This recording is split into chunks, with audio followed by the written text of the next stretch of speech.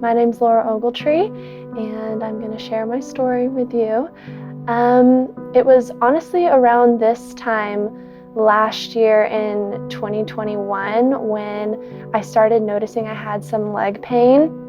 And, with finals coming up, I kind of pushed it away, and I was like, I have to focus on my school right now. I was in some really tough classes at the time, and so I kind of pushed the signals my body was telling me out of the way. Somewhere about mid-May, Laura was doing finals, and she had complained about having a real pain in her leg. I guess it was her left leg. And anyway, really, a whole lot of wasn't she wasn't too worried about it, and I think she was just pushing herself through finals. On May 14th, I went to the ER. We went to kind of like a corner street ER, not the UMC first, and they told me that I had some coagulation in my leg and that they were gonna send me to the UMC. So that was a little bit scary, and it didn't really feel real until I had been told by kind of a more, higher level medical person that you have blood clots in your left leg. And I started crying because I just felt so lucky to have it had been caught. So Laura called and said she was coming to UMC's emergency room, and so Joelle was on the phone with her. I started making, getting things together somewhat for my other daughter to, so she could, she was still in school, and anyways, headed this way. And they told me one of the main reasons they were even looking for clots in my leg was because they had just had another young lady come in complaining about the same symptoms, and she left the ER because the wait was too long, and she ended up, I think, to my understanding, having exactly what happened to me happened to her, and she died because she was not in medical care.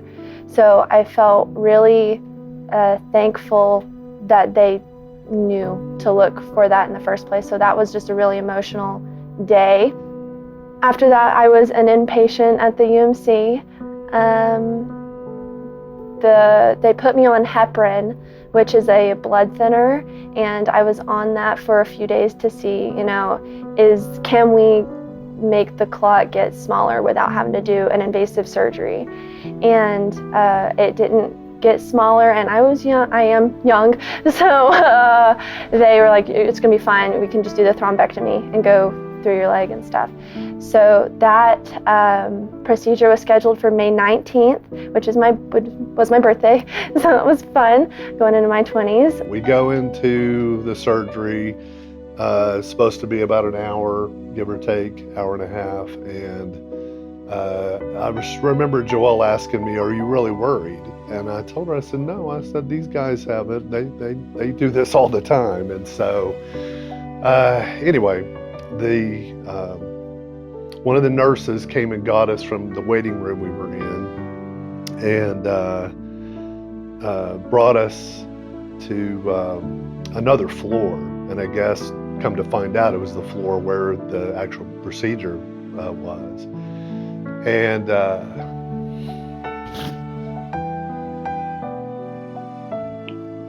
gonna let you take over, so, because I know you know, because I'm not sure I'm gonna make it through the rest of that, because that's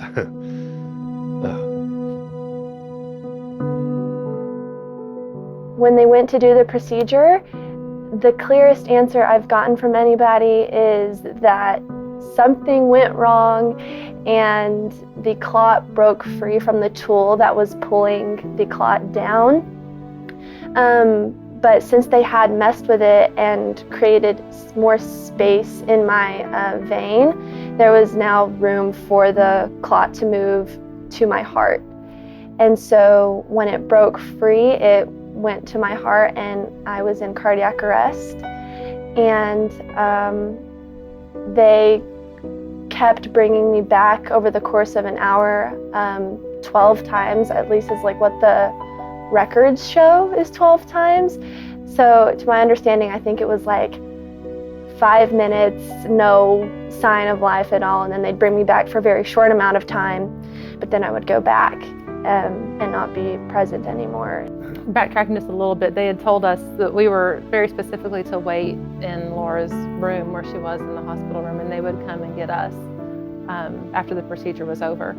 And then they came to get us to take us upstairs, and I thought, well, they just told us that we were supposed to be staying here, so I was a little bit concerned then.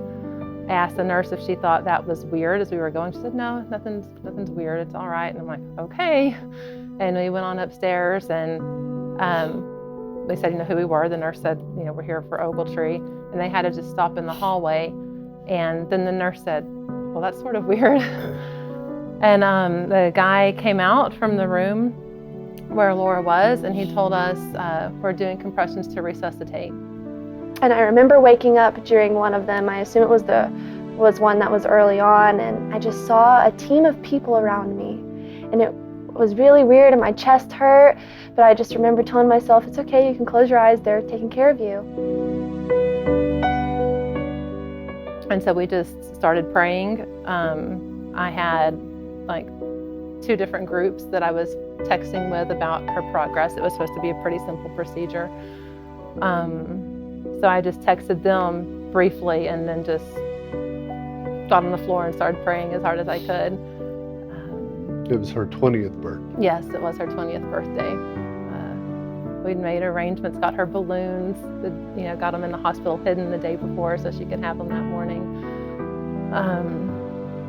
Anyway, then our doctor came out and told us the same thing, that they were working on her, trying to get her back. He said they would get her back and then lose her, get her back and lose her.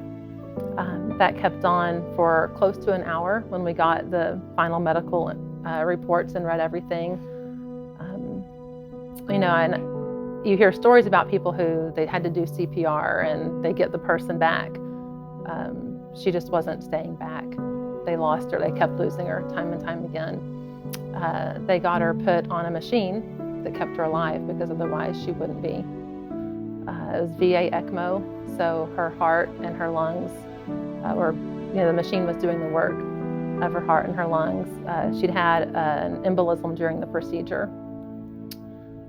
So she was on that machine, and once she was stabilized, they brought us into a separate little area and talked to us and explained everything that had happened and how they had her stabilized, and told us they were going to drop her body temperature 92 degrees or something. She was ice cold for 24 hours to try to preserve neurological function. Doug asked, I just was like, okay. I didn't really cross my mind, or I didn't let it enter my mind that she could really be gone, because I just thought, well, okay, her heart and her lungs are going to rest and the machine's going to do its job and here's our game plan. And Doug asked the doctors about her brain function. And I was like, what? What do you mean? Her brain function's going to be fine. I'm like, y'all were doing compressions that should have been sending oxygen through her body, right? I thought she's at a hospital. She wouldn't be brain damaged. And the doctor said, no, we can't guarantee anything. Even though we did that, there's no way to know if she has her brain function or not. It was noted that her pupils were blown during the compressions and all that they were doing. So I honestly think most of the medical staff had a very grim outlook for her. But that's not what happened, obviously. I wake up and I think I'm just done with my surgery. I think, okay, it's a few hours later. Let's go. And they tell me the date, and I think it was like May 26th or something. And in my head at the time, I didn't process that the surgery was May 19th and now it's May 20-something. What? But I was intubated with a vent, and since I woke up, they were finally like getting ready to take it out and start telling me what happened. We were at a hotel that we thought we were going to be maybe 2 or 3 days. Was all just for this simple procedure to remove this clotting, and then she'd be out and back home. But that didn't happen, and we were referred to Ronald McDonald House, and they had a room for us. And we were able to be right here, very close Very close to her. Yeah, the Ronald McDonald House being right here at UMC's facility was a godsend, because literally we were here 2 months. I mean, it would have been one of those that I don't know how any, I don't know either. I don't know how any family could really afford a hotel during that whole time frame. Plus, we never left her alone. I mean, we were taking shifts back and forth, and so, one of us would be here asleep, and then the other would be over there at the hospital, and we did that really until finally, I'm not even sure we ever left until she finally left the hospital. Yeah. And they took care of us here. I mean, they gave us meals. I had no idea. I didn't know that this, I'd always heard of Ronald McDonald House. I just did not realize what capacity and compassion that they provide for families that are in their darkest hour, honestly. And it's... Yeah, I thought, well, this is really nice. We're going to have a place to stay. That was what I thought initially. And it's very close, so that's convenient. But when we got here, there's so much more benefits than just a place to stay. They gave us food, which, you can only do so much from a vending machine or running to Sonic or whatever. But the people who donate food, so helpful. I am so thankful for Ronald McDonald House because, like I shared, when I woke up and was told almost a week has passed since I've been in a coma and stuff like that, one of my first thoughts was, I feel so bad for my family because they didn't know I was going to wake up, but also, where were they staying? Because they're both teachers. They're not making, amazing money, So that was one of my first concerns about, oh my gosh, have they been staying in a hotel this whole time? But then to hear that they've been at the Ronald McDonald House and that they don't charge anything for people that live with them was such a relief, and it could help me focus on my recovery, and I'm sure it could help my family focus on making sure I get better. And really, it's funny, we got out of the car just now, and I just looked at the building and I said, it's been a little while, I said, but it feels like it hasn't been that long. I said, and this feels like home. It's like I love this building, I love the people.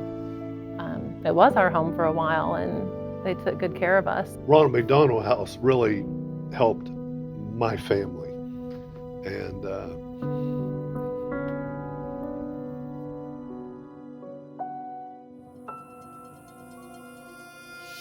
Hi, we're the Gilbreths.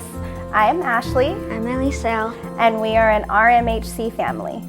Hi, I'm Bertha. I'm part of the Scott family, and I'm an RMHC family. Thank you for letting me stay here while my baby's in NICU. Hello, we're the High family. I'm Paige. I'm Neil. And we are an RMHC family. Hi, we're the Pendergrass family. I'm Jared. And I'm Katie. And we are an RMHC family. Thank you for being a part of our family. We are thankful for the comfy bed.